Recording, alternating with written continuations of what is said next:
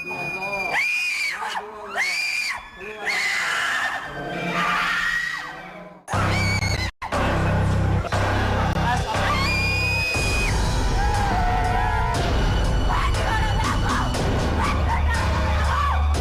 ini sudah merongrong dan merusak sel-sel dalam tubuh.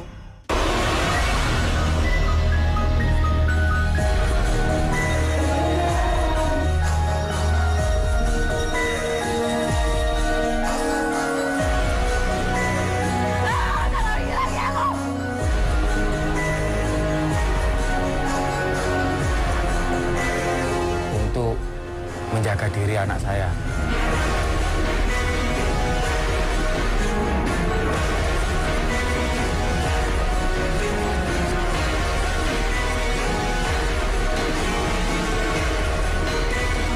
Insya Allah ini proteksi diri, insya Allah kesembuhan datang dari Allah.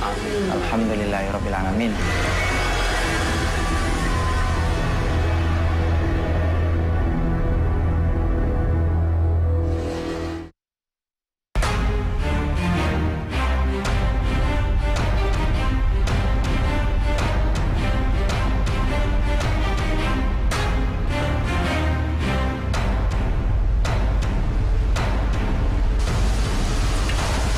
Assalamualaikum. Assalamualaikum. Waalaikumsalam. Apa kabar antum? Alhamdulillah sehat. Kakak gimana? Keadaannya gitu-gitu aja. Ya, kita masuk.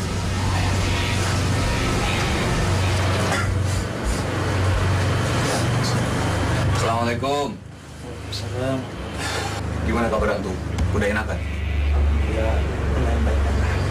Syafa Allah. Semoga Allah menyembuhkan. La ba'sa ta'ufurun insyaallah. Tidak mengapa, semoga sakitmu ini menjadi penggugur atau penghapus dosamu jika Allah menghendaki. Bismillahirrahmanirrahim. Assalamualaikum warahmatullahi wabarakatuh. Pemirsa Ruqyah yang dirahmati Allah, salah satu hak seorang muslim adalah ketika sakit kita datang menjenguknya. Jadi jika ada saudara ataupun saudari kita yang sedang sakit, berusahalah untuk menjenguknya dan mendoakannya. Tapi saudara-saudariku, memang ada beberapa dari saudara-saudari kita yang ketika sakit atau mengalami gangguan non-medis itu datangnya ke dukun. Padahal Rasulullah SAW pernah mengingatkan kita dalam satu hadis yang maknanya siapa yang mendatangi dukun atau tukang ramal lalu ia membenarkan apa yang dikatakannya, maka sungguh ia telah kufur terhadap apa yang diturunkan kepada Muhammad. Hadis riwayat Ahmad. Na'udzubillah. Jadi memang sebenarnya Rasulullah SAW mempunyai metode penyembuhan, ya, diantaranya seperti bekam, terus kedua ada herbal, bagaimana kita mengkonsumsi madu, ya, terus ada juga habatus sauda, dan ada juga dengan ruqyah yang dimana doanya itu adalah dari Al-Quran dan Sunnah. Saudara-saudariku, sebenarnya bagaimana sih pengobatan ala Nabi ini? Kita saksikan bersama-samanya, ya.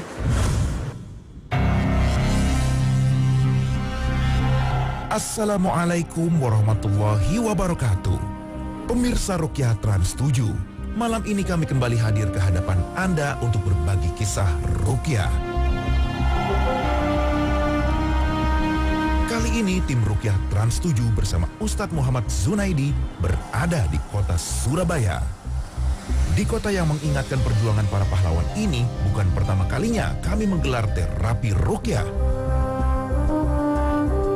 Ruqyah sejatinya bukan sekedar terapi pengobatan untuk penyakit non-medis seperti gangguan jin dan sihir. Juga sebagai terapi pengobatan medis tanpa menghilangkan ikhtiar berobat ke dokter. Karena Ruqyah adalah doa untuk memohon pertolongan dan kesembuhan dari Allah Azza wa Jalla. Langkah awal dari pengobatan Nabi ini yang harus digali adalah penyebab munculnya penyakit. Ada orang yang mengalami gangguan jin karena amalan yang tidak pernah dicontohkan oleh Rasulullah menggabungkan antara Al-Quran dan mantra-mantra syirik. Sun topo molo, uruh yang sepuh sang hyang kolo, tepnyar sing mate hono ing ilatku. Asyhadu an la ilaha illallah datullah sifatullah wa Allah. Getik bumi 3 kali. Dep, dep, dep. Baru dia. Assalamualaikum warahmatullahi wabarakatuh. Inilah syirik, dosa terbesar di hadapan Allah pemilik alam semesta ini. Karena kita telah menyekutukannya dan menyandingkannya dengan sesuatu yang bukan haknya. Bisa berupa jimat atau bersekutu dengan bangsa jin untuk meraih kesaktian. Allah Ta'ala berfirman, sesungguhnya Allah tidak mengampuni dosa orang yang berbuat syirik padanya. Dan Dia mengampuni segala dosa yang selain dari syirik itu bagi siapa yang dikehendakinya.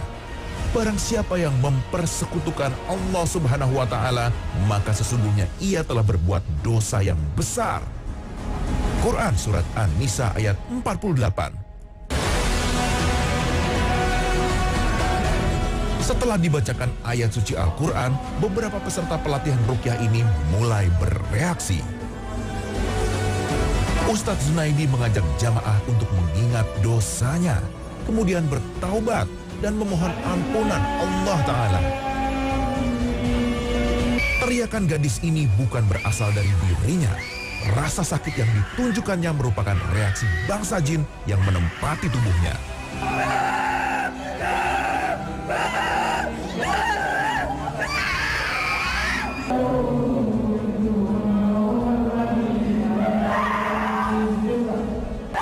Teriakan ataupun tangisan bisa bermakna beragam. Bisa jadi rasa sakit akibat bacaan ayat atau penyesalan bangsa jin karena telah berbuat zolim kepada manusia. Tapi mungkin pula ini berupa trik jin untuk mengelabui peruqyah agar merasa kasihan hingga menghentikan bacaannya. Allahu a'lam.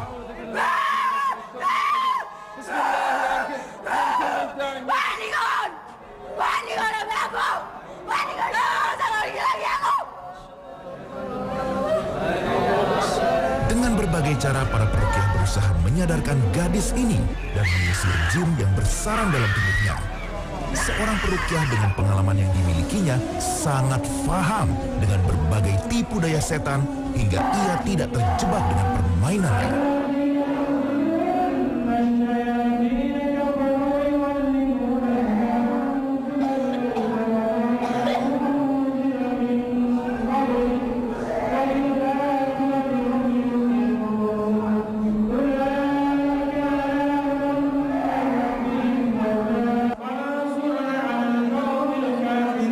Menekan bagian kepala serta membacakan ayat suci Al-Quran merupakan siksaan bagi jin yang merasuki perempuan ini.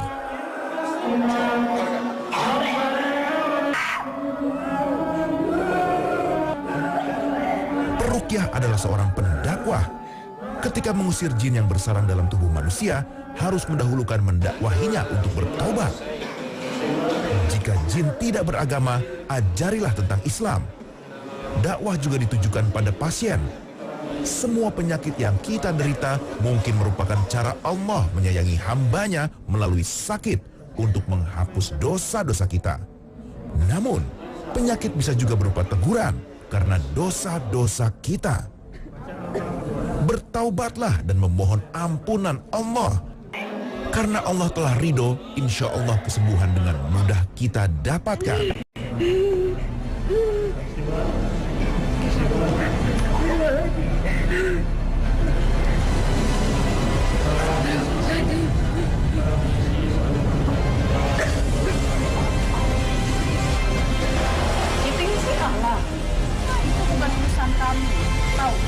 Ada juga saudara-saudara kita yang jadi korban sihir seperti yang dialami ibu ini.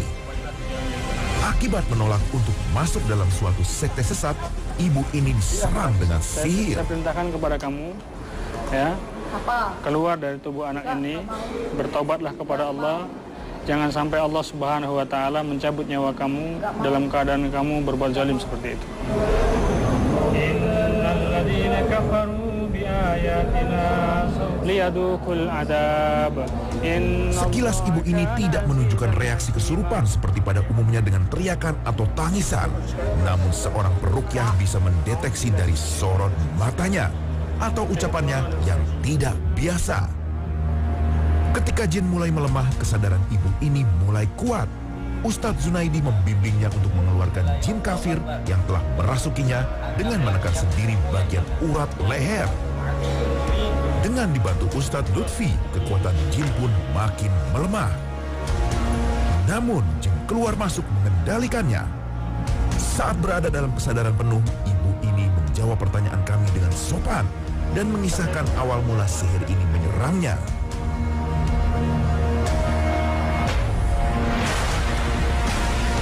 Prosesnya install, jadi dari awal diinstal sedikit-sedikit sehingga nanti ketika itu muncul dia itu langsung yang oke gitu. Oh itu ternyata oke gitu, bagus. Kalau kamu kerja di sini, kamu harus. Makanya mereka selama 5 tahun memprospek saya maksudnya nggak sampai ke sana, maunya di brainwash. Makanya tuh ketika muncul ketika ru'yahan itu kan memang yang memprospek saya itu adalah orang yang selama ini saya kagumi.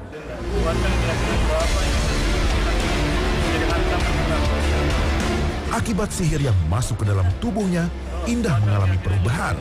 Ia sering melihat penampakan makhluk gaib.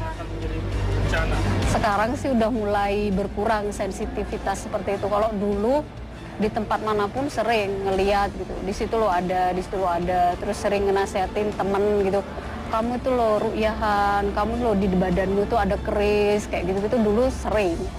Kalau sekarang karena sering ru'yahan, terus ru'yah mandiri udah lumayan berkurang. Astagfirullahaladzim, Rabbal Arsyil Azim, Astagfirullahaladzim, ya masyarul jin, Astagfirullahaladzim. Berbeda dengan kesurupan yang dialami anak ini, Fikri tak mampu mengendalikan diri dan bertingkah aneh yang bukan dirinya. Fikri adalah korban kezoliman bangsa jin. Ia mengaku pernah diajari berbagai ilmu gaib oleh seorang guru yang hanya bisa dilihat oleh dirinya.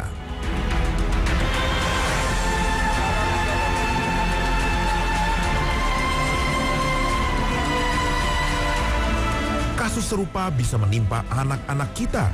Karena itu bentengi anak-anak kita dengan zikir dan ibadah. Dan sebagai orang tua, berhati-hatilah jika kita memiliki jimat. Tidak hanya dosa syirik yang kita lakukan, juga bisa berdampak buruk pada anak-anak kita. Allah Ta'ala menyebut dalam firman-Nya bahwa syirik adalah bentuk kezoliman yang nyata.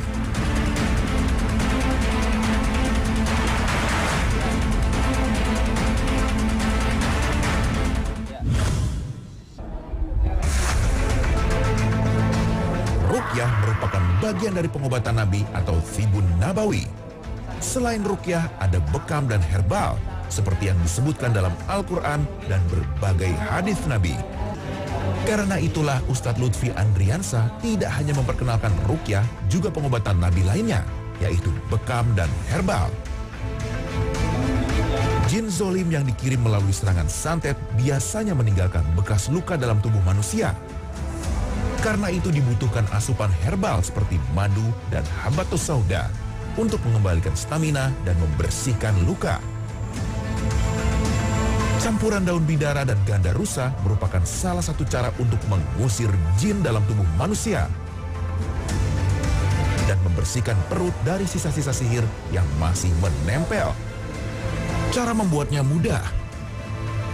Daun bidara sebanyak 7 lembar dicampur dengan 99 daun ganda rusa.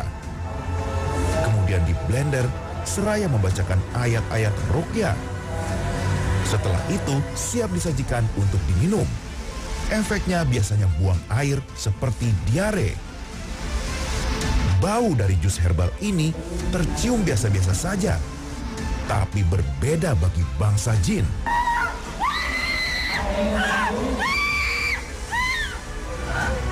Inilah salah satu bukti pasien yang mengalami gangguan jin langsung bereaksi.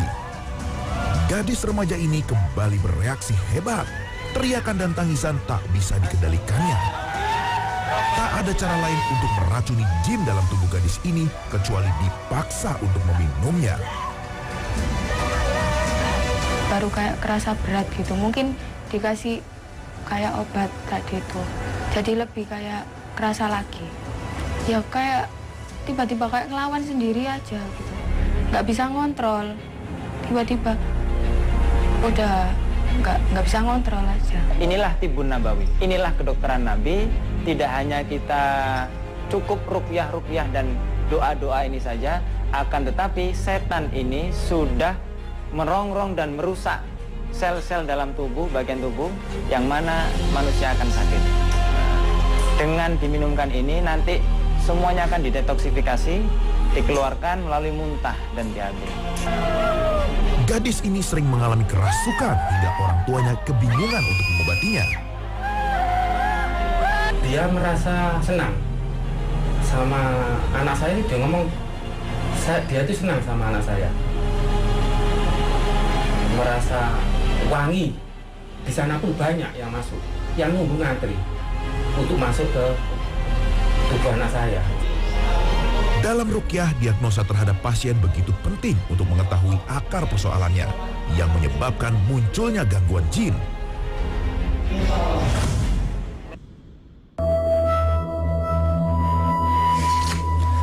Saudara-saudariku, pemirsa ruqyah yang dirahmati Allah, salah satu sumber gangguan jin adalah jimat. Jimat ini tidak ada manfaat sama sekali dan malah membuat kita rugi, baik rugi di dunia maupun di akhirat. Suatu ketika, Nabi Shallallahu Alaihi Wasallam pernah melihat seseorang memakai gelang kuningan, dan Nabi bertanya, apa ini? Orang itu menjawab bahwa gelang kuningan itu adalah penangkal sakit. Lalu Rasulullah Shallallahu Alaihi Wasallam berkata, yang maknanya, lepaskanlah, karena dia hanya akan menambah kelemahan pada dirimu. Jika kamu mati dan benda itu masih ada di tubuhmu, maka kamu tidak akan beruntung selama-lamanya. Hadis riwayat Ahmad. Saudara-saudariku, syirik adalah dosa besar. Tidak ada manfaat sama sekali. Walaupun kita banyak melakukan kebajikan dan amalan-amalan yang luar biasa, tapi tidak akan berpengaruh sama sekali apabila kita melakukan perbuatan syirik. Ustadz Lutfi berkesempatan untuk mendatangi rumah Pak Agus, orang tua Hilma yang berada di kota Surabaya. Dari pertemuan inilah akhirnya terungkap bahwa Pak Agus pernah mendapat hadiah wafak kemudian menyimpannya dalam dompet. Benda keramat ini adalah jimat yang jelas-jelas terlarang dalam Islam karena termasuk perbuatan syirik. Meminta perlindungan hanyalah kepada Allah, bukan pada benda mati yang bersekutu dengan setan. Untuk mempercepat kesembuhan, semua jimat harus dimusnahkan lebih dahulu.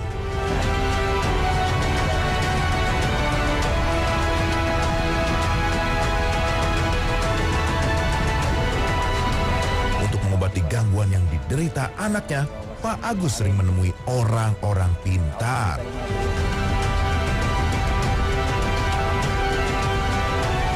Yang terakhir itu dibawai sabuk untuk menjaga diri anak saya. Tapi kenyataannya seperti itu lagi, terjadi lagi.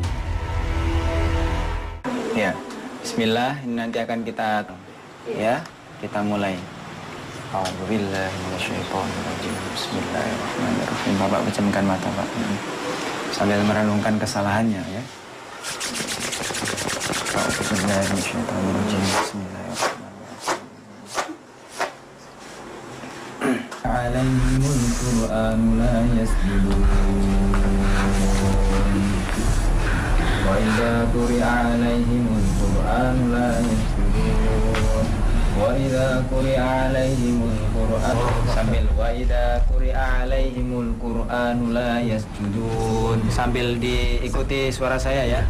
Wa idza quri'a alaihimul Qur'anu la yasjudun illa huwa rabbul arsyil azim. Waktu awalnya sih badan itu kayak berontak gitu, Terus pas sujudnya udah mulai bener, posisinya udah mulai bener, itu udah kerasa tenang. Setelah itu, tak ada reaksi yang berlebihan. Tak ada lagi teriakan dan tangisan seperti sebelumnya.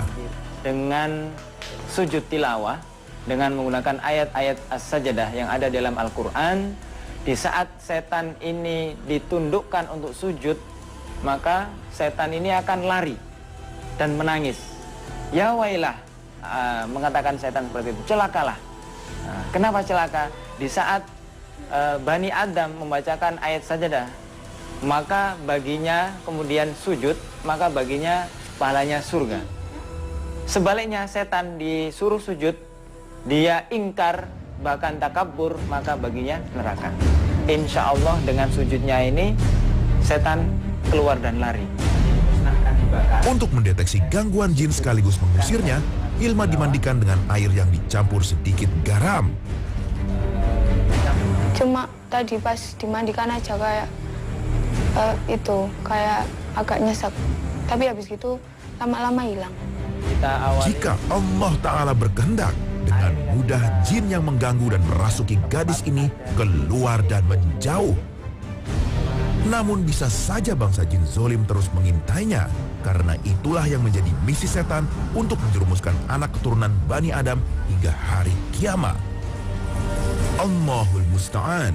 Hanya kepada Allah Ta'ala kita memohon pertolongannya. Setelah proses terapi ini, apa yang dirasakan, Mbak? Lebih enteng. Dari 2 hari yang lalu sampai sekarang enteng sekarang. Ucapkan alhamdulillah, alhamdulillah, amin. Silakan sujud hadap kiblat. Ya, silakan sujud hadap kiblat. Berterima kasih kepada Allah, hadap sana.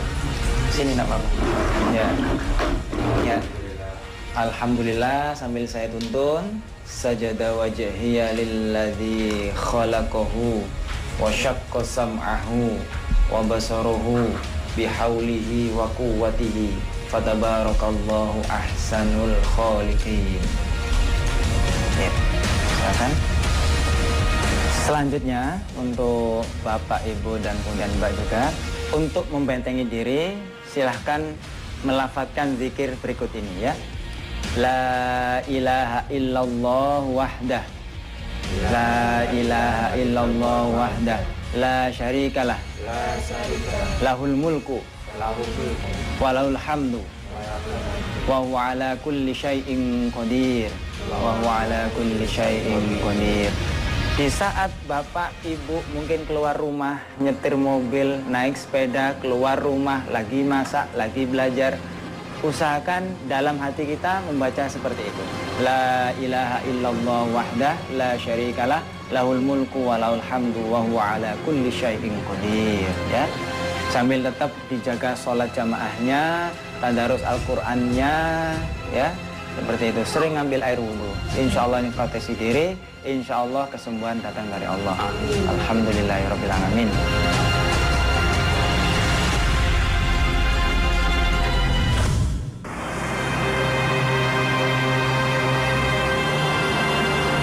Pemirsa Ruqyah Trans 7 yang dirahmati Allah Subhanahu wa taala, iblis dan anak keturunannya tidak akan pernah berhenti untuk mendatangi umat manusia. Iblis dan anak keturunannya ketika dia tidak mampu mendatangi manusia ketika manusia tersadar, dia mendatangi manusia ketika sedang tidur. Dan tidak sedikit dari umat manusia yang kebingungan ketika diganggu syaitan di dalam tidurnya. Ada salah satu doa yang kita baca ketika ada gangguan syaitan yang mengganggu kita. Doanya adalah Allahumma inni a'udzubika min a'mali syaitan wa sayyi'atil ahlam. Ya Allah, kami berlindung kepadamu dari perbuatan syaitan dan dari buruknya mimpi. Maka yang harus kita lakukan ketika kita bermimpi bertemu dengan syaitan, kejar setan itu. Kejar, tangkap, dan bakar dia dengan ayat Allah Subhanahu wa ta'ala. Bacakan ayat kursi. karena syaitan tidak akan pernah sanggup ketika dibacakan ayat-ayat Allah.